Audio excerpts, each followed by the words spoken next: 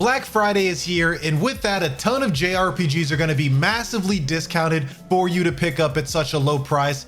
And today we're going to be taking a look at the Steam sale, as well as giving you some console alternatives in case you're not a PC gamer. These are in a little bit of an order, and I wanted to rank them in terms of what I think are the best deals and have those first, as well as some of the games that go on sale more often towards the end of the list. So let's go ahead and dive into it. First is going to be Visions of Mana, which you can pick up on the Steam sale for $30. But what I think makes this such a good deal is that if you're a console gamer, you can pick this up for as low as $17 at GameStop pre-owned. Now, Visions of Mana is the newest entry in the Mana series, which had been on a long hiatus, but you're going to play as a guardian named Alm, who's going to be on a pilgrimage to restore magic to the world.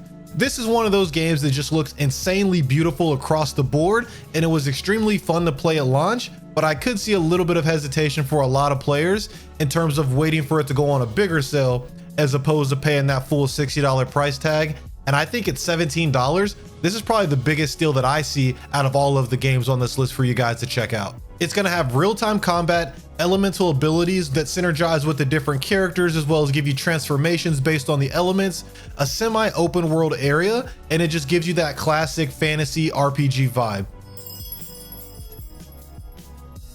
Metaphor Refantazio, I think, is the next big pickup you should be looking at if you haven't played it already. So you're going to be able to pick this up for $35 with the Steam sale. And when I say on console, I probably just mean Best Buy, GameStop, etc. Just physical vendors. You're going to be able to pick this up for around $30 for consoles. Now, for those of you that lived under a bush, Metaphor Refantazio really dominated the JRPG space in 2024, and it's from the same people that gave you Persona. So if you like that Persona style game, Metaphor is going to take that, and it's going to take you out of the high school setting and take you to a more fantasy, medieval, political world where you're going to be in a world that faces a ton of discrimination, and there's going to be a lot of politics in place with this because the king gets killed at the beginning of the game, and then there's an entire conquest to decide who's going to be the next king of the kingdom. So it is going to be turn-based, but it's that semi-turn-based style that we see becoming more popular with JRPGs, where you have action combat, and then you can go into different command battles for the stronger enemies or the bosses. And overall, if you play the Persona series, you know just how good the writing is, as well as the different social links that they have. And all of that is going to transfer over, if not better, when it comes to Metaphor Refantazio.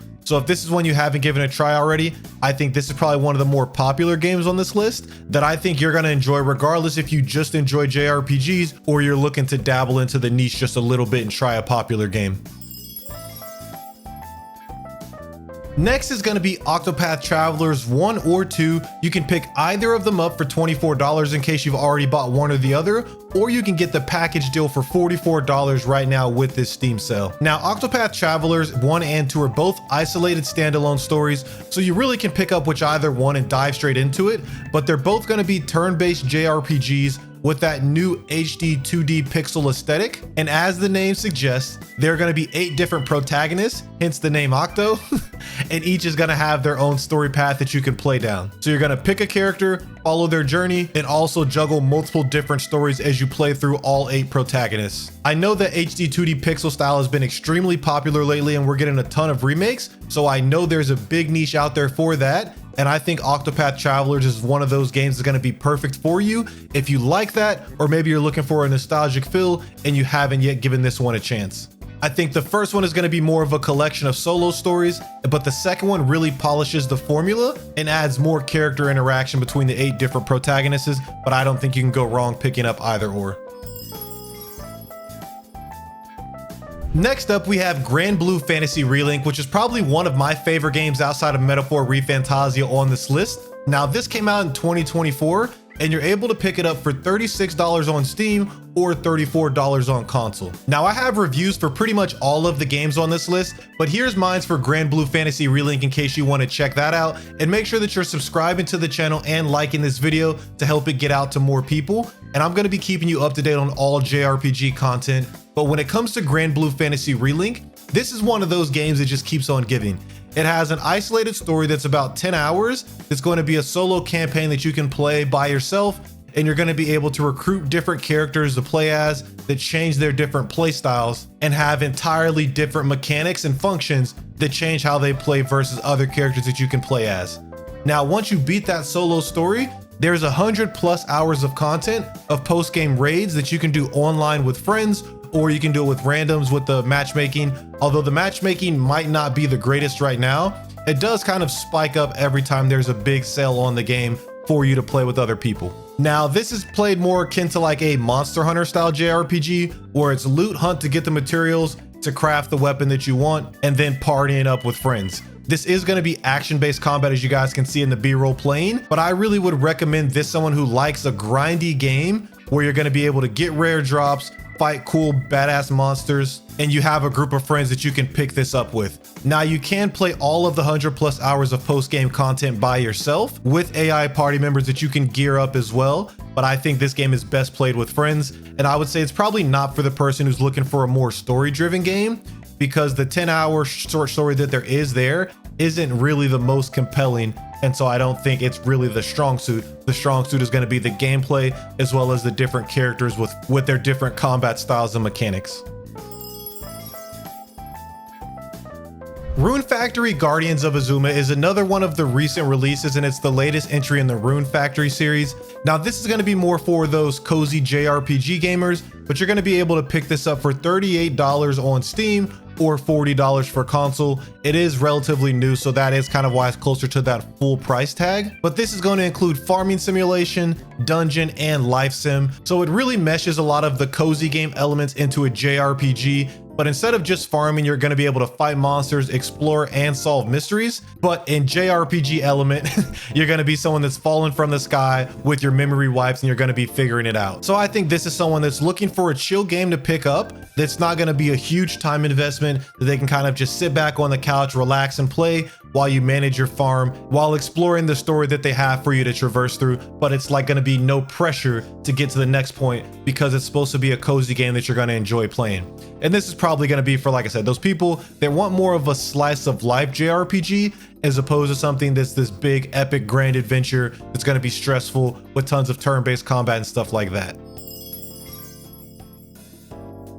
Now, keeping it in the land of cozy JRPGs, next we have Atelier Yumia, which is another newer JRPG that was recently released that you can get for $50 on both the Steam sale as well as console. Atelier Yumia, the Alchemist of Memories in the Envision Land, is the latest installment in the Atelier series, where they are looking to deviate from the typical Atelier formula, where it focuses on kind of a cozy feeling with alchemy and crafting. It still has those elements, but it takes more elements that are going to be for action-based JRPG and fuses it in and focuses more on the gameplay rather than putting tons of heavy input on the alchemy side like they traditionally did. Now, there are two different Atelier games that are out right now. Atelier Yumia, which is going to be focused more on the action base and the new kind of path that Atelier franchise wants to walk down. And then I believe this is the latest release. I think I said Yumia earlier was the latest one, but the latest one is actually Atelier Resolariana, which is going to be more of the traditional Atelier franchise formula. And so there's two different paths that you can go down with these games. I just don't think that one is currently on a big sale. Atelier Yumia is the one that's going to be on sale. When I played Atelier Yumia, it was a very nice kind of chill experience. Although the overworld can be kind of overstimulating because there's so many different like things to pick up and harvest. And obviously you need to do that so that way you can craft more.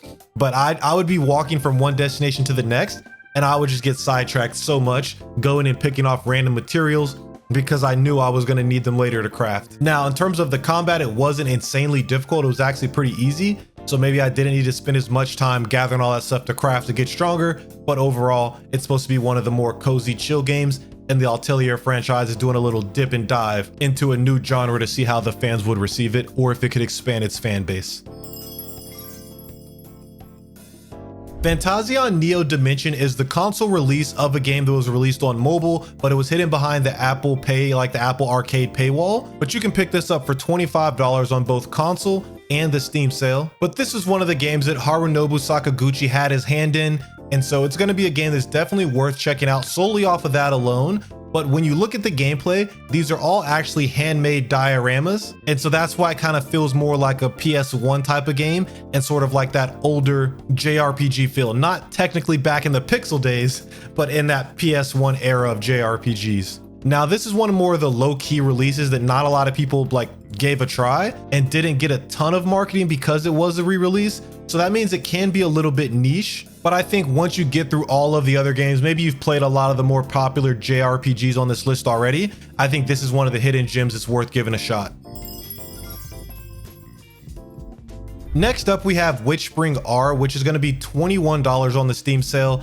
I mentioned we hit a few cozy games a little bit earlier, and this is the third cozy game on this list. And similar to Fantasian Neo Dimension, WitchSpring R is going to be another one of those hidden gems that didn't get a lot of attention at its launch, but if you have the 20 bucks to give this game a chance, this is definitely going to be worth it. When you look at it already, it has a more cozy style art direction, and that transfers into the gameplay loop. The game follows Pyberry, a reclusive witch who's going to be navigating the worlds of humans who hate witches. Now, it's not going to be as complicated as some other JRPGs, but I don't think that was the goal. I think the goal was to just make a nice, cozy, beautiful, charming experience for you to relax and enjoy the heartfelt story they created. With the training system, you're able to really customize Pyberry for your specific playthrough. And then there's also going to be different distinctions per playthrough because you're able to go down separate paths in terms of how you navigate situations with the humans that are going to be showing prejudice towards you.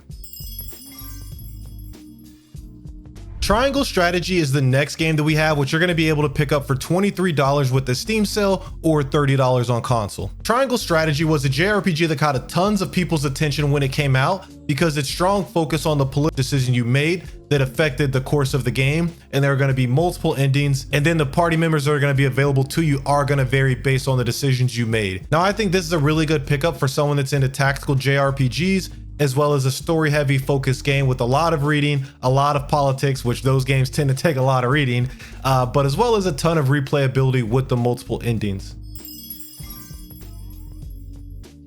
Next up on this list, we have Final Fantasy VII Rebirth. If you've been playing the remake trilogy, you've probably already played this game, but I feel like it was worth including because you can pick it up for $35 on the Steam sale or $30 for console.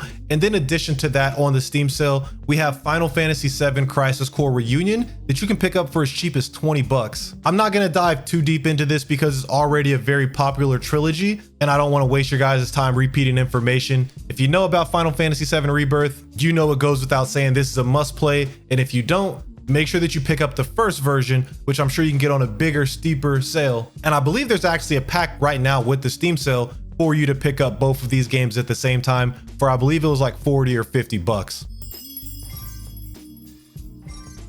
And then lastly, we have Nier Automata. I wanted to include this one because you can pick it up for 15 bucks. It's towards the end of the list because this does go on sale a good bit. But if you haven't played it already and you don't know, this is one of the classic JRPGs that everyone praises for its innovative storytelling and its themes that kind of dive deep into philosophy and the different, makes you kind of question life when you play this game. Obviously there's 2B, which I think also contributes to some of the popularity of this game, and as well as the action combat that you have playing with her. But the game is going to offer multiple endings, and it's going to be a massive mix between action-based combat, which you're going to spend majority of the time, but sprinkled throughout the game, there's going to be different chances where it just transforms entirely into a platformer with shooting mechanics. But I think this is a game that you're going to be emotional when you play, and it's definitely going to make you think. Metaphor Refantazio is a game that kind of questions religion and makes you think about that, but Nier Automata is going to be one of those games that makes you question existence. You really get to pick your poison with all these JRPGs on this list in terms of how you want to be mentally challenged, but I think Nier Automata is a great way to wrap up this list. Let me know in the comments which JRPGs you're going to be picking up from this sale, but if you need any more information on these JRPGs, I'm going to have a few videos right here that are going to be my detailed reviews for Metaphor Refantazio as well as Visions of Mana, and I have tons for the rest of the games on this list, so check those out. But thank you for your time, and I'll catch you on the next one.